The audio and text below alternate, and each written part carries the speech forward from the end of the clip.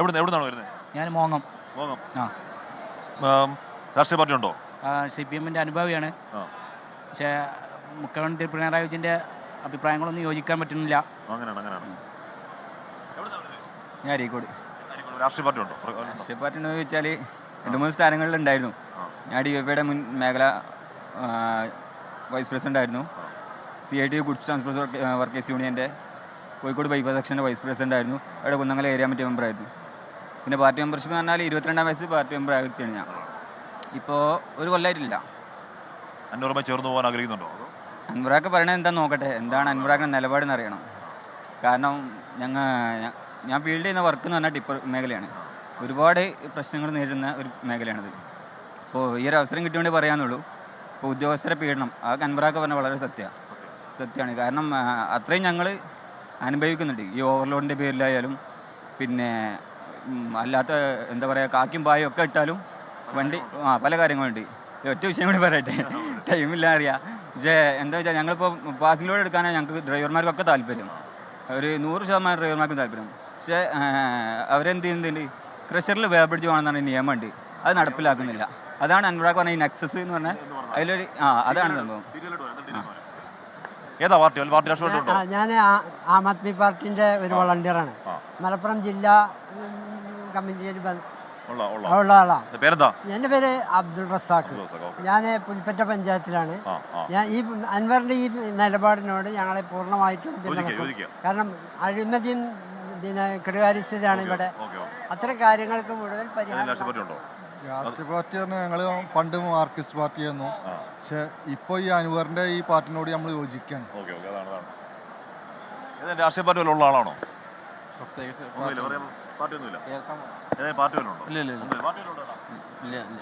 പാർട്ടിയുണ്ട്, കോൺഗ്രസ് ആണ്. രാഷ്ട്രീയ പാർട്ടി പ്രവർത്തിക്കുന്നതാണോ?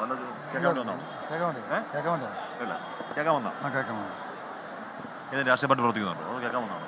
മുസ്ലിം ലീഗ് രാഷ്ട്രീയ പാർട്ടിക്കാരനാണ്. അപ്പോൾ അനുജ അതാണ്. എല്ലാ രാഷ്ട്രീയ പാർട്ടിയിൽപ്പെട്ടവരുമുണ്ട് ഇവിടെ.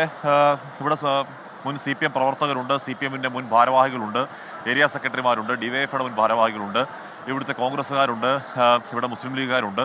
നമ്മൾ ചോദിക്കുന്നവരാരും എന്തായാലും MP ഗോവിന്ദൻ പറഞ്ഞതുപോലെ ജമാഅത്തെ ഇസ്ലാമി എന്ന് SDP എന്ന് പറയുന്നില്ല. ജമാഅത്തെ ഇസ്ലാമിക്കാരൊക്കെ ജമാഅത്തെ ഇസ്ലാമി ആണെങ്കിൽ അവർ മറച്ചു വെക്കേണ്ട കാര്യമുണ്ടോ എന്ന് അറിയാം. ഞാൻ കുറേ ഇപ്പോൾ അന്ന് MP ഗോവിന്ദൻ ഇത് പറയുമ്പോൾ പറഞ്ഞിട്ട് അവിടെ കൂടിയിരിക്കുന്നവരൊക്കെ ജമാഅത്തെ ഇസ്ലാമി SDP-ക്കാരാണ് എന്ന് പാർട്ടി സംസ്ഥാന സെക്രട്ടറി പറഞ്ഞു. അപ്പോൾ ആ ഒരു കൗതുകത്തിന് നമ്മൾ ആദ്യം വന്ന കുറേയധികം ആളുകളോട് ജമാഅത്തെ ഇസ്ലാമിയാണോ SDP ആണോ ചോദിച്ചിരുന്നു. അവർ രാഷ്ട്രീയ പാർട്ടികളുടെ പേര് തന്നെയാണ് അവർ പ്രവർത്തിച്ചുകൊണ്ടിരിക്കുന്ന പല പല രാഷ്ട്രീയ പാർട്ടികൾ, ആം ആദ്മി പാർട്ടി പോലെ, CPM പോലെ, കോൺഗ്രസ് പോലെ, ലീഗ് പോലെ രാഷ്ട്രീയ പാർട്ടികളുടെ പേരുകൾ തന്നെയാണ് പറയുന്നത്. അപ്പോൾ എന്തുകൊണ്ടാണ് MP ഗോവിന്ദൻ അത് ഇനി ചന്തക്കുന്നിൽ അങ്ങനെ ജമാഅത്തെ ഇസ്ലാമി SDP മാത്രമാണെന്ന് പറയുന്നത്? എന്തായാലും ഇവിടെ SDP ജമാഅത്തെ ഇസ്ലാമി ആധിപത്യമല്ല ഉള്ളത്. ഇവിടെ നമ്മൾ സംസാരിക്കുന്ന ആൾക്കാരൊക്കെ, മൈക്ക് വെക്കുന്ന ആൾക്കാരൊക്കെ, ബൈറ്റ് വയ്ക്കുന്ന ആൾക്കാരൊക്കെ ഏതെങ്കിലുമൊക്കെ രാഷ്ട്രീയ പാർട്ടികൾ അല്ലേ? രാഷ്ട്രീയ പാർട്ടിക്ക് ഉണ്ടോ? അനുഭവിയാണ് CPM-ന്റെ. അനുഭവിയാണ്. എവിടെയായിരുന്നു? ഇവിടെ എടത്തനാട്ടുകര. അന്നൂരോട് ചേർന്ന് പോകാൻ ആലോചന ഒന്ന് വീക്ഷിക്കാമെന്ന് ആണല്ലേ? രാഷ്ട്രീയം ഉണ്ടോ? രാഷ്ട്രീയമില്ല. അൻവറിനെ കേൾക്കാൻ വേണ്ടി അൻവറിന്റെ പരിപാടികളാണ്. രാഷ്ട്രീയം വല്ലതും ഉണ്ടോ?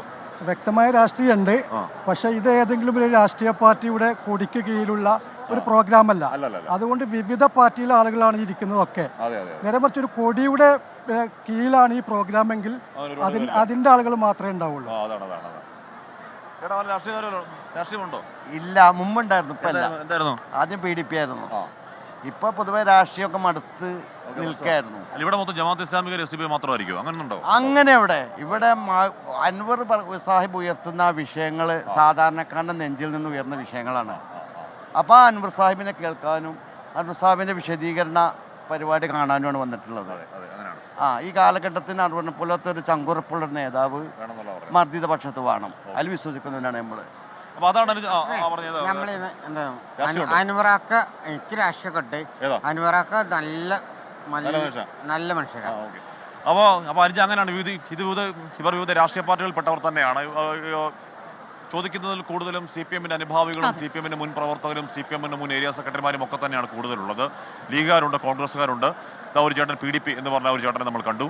അങ്ങനെ എന്തായാലും ഈ അൻവർ മുന്നോട്ട് വെക്കുന്ന വിഷയത്തിൽ അൻവർ ചോദിക്കുന്ന ചോദ്യങ്ങളിൽ കഥയുണ്ട്. അൻവർ മുന്നോട്ട് വെക്കുന്ന വിഷയങ്ങളിൽ കാമ്പുണ്ട്. ഈ പറഞ്ഞ അതിർത്തി മേഖലയിൽ അടക്കമുള്ള പ്രശ്നങ്ങൾ അൻവർ മുന്നോട്ട് വെക്കുന്ന അൻവർ എന്താണ് ഫോളോ അപ്പ് ചെയ്യാൻ ആഗ്രഹിക്കുന്ന വിഷയങ്ങളിൽ അത് ശരിയായ വിഷയങ്ങളാണെന്ന് വിശ്വസിക്കുന്ന ആളുകൾ തന്നെയാണ് അൻവറിനെ കേൾക്കാൻ വരുന്നത്. അല്ലാതെ അത് ജമാഅത്തെ ഇസ്ലാമി SDPI മാത്രമല്ല. അനുജ, അതാണ് ഇപ്പോൾ നമ്മൾ പല രാഷ്ട്രീയ പാർട്ടികളുമായി ബന്ധമുള്ളവരെ, പല രാഷ്ട്രീയ പാർട്ടികളിൽ പ്രവർത്തിക്കുന്നവരെയൊക്കെ കാണുന്നുണ്ട്. ഒരു രാഷ്ട്രീയവും ഇല്ല, പക്ഷേ അദ്ദേഹം എന്താണ് പറയുന്നതെന്ന് കേൾക്കാൻ വന്നതാണ് എന്ന് പറയുന്നവരെയും അവിടെ കാണുന്നുണ്ട്. ഇതേ കാഴ്ച തന്നെയാണ് നമ്മൾ ഇതിനു മുൻപ് അൻവർ നടത്തിയ പൊതുസമ്മേളനങ്ങളിലൊക്കെ കണ്ടത്. നീലഗിരി മേഖലയിലെ DMK പ്രവർത്തകർ നിലമ്പൂരിലെത്തി, അവർ മഞ്ചേരിയിലെ പൊതുസമ്മേളന വേദിയിലേക്ക് എത്തും. അല്പസമയത്തിനകം അൻവർ ഈ സമ്മേളന വേദിയിലേക്ക് എത്തുകയാണ്. അദ്ദേഹം വസതിയിൽ നിന്ന് കുറച്ച് മുൻപാണ് പുറപ്പെട്ടത്. എന്താണ് അദ്ദേഹം പറയാൻ പോകുന്നത്, അദ്ദേഹത്തിൻ്റെ നയം എന്തായിരിക്കും, അദ്ദേഹത്തിൻ്റെ തുടർ പദ്ധതി എന്തായിരിക്കും, തുടർ നീക്കം എന്തായിരിക്കും എന്നൊക്കെയുള്ളത് അല്പസമയത്തിനകം നമുക്ക് അറിയാൻ കഴിയും. കൂടാതെ ഒട്ടേറെ വിഷയങ്ങളിലുള്ള പ്രതികരണം ഉണ്ടാകും എന്നുകൂടി അദ്ദേഹം നേരത്തെ പറഞ്ഞു വെച്ചിട്ടുണ്ട്.